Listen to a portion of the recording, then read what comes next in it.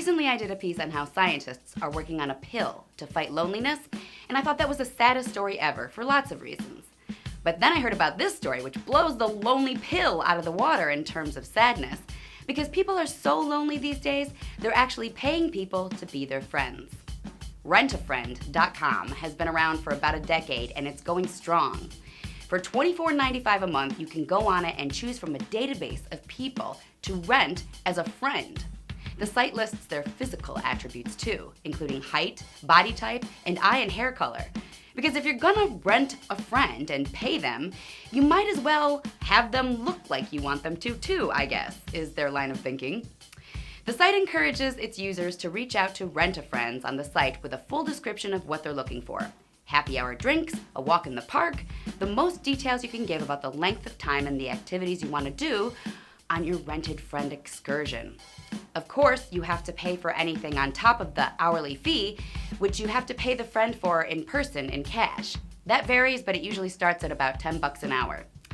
And of course, the site goes out of its way to let you know that this is for platonic friendships only. This isn't some sleazy sex site. And it's popular enough that it's still around 10 years later. There's a lot of sites like this in Japan and other places already too.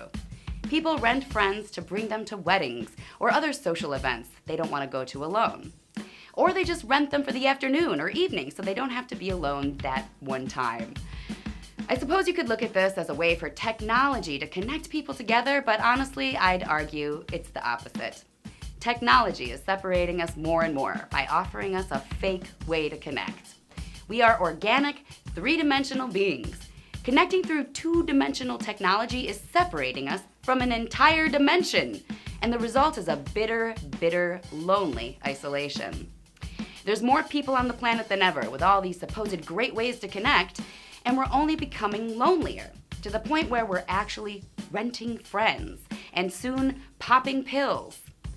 Whatever the cause, loneliness is really bad for our health. It's been linked to heart disease, dementia, even some cancers. And it's only spreading. It's a pretty sad thing, for sure. But I would imagine paying someone to be your friend that you have to hire through the internet is not the best cure. In fact, it will probably only make you feel worse. But hey, you can't stop progress, right?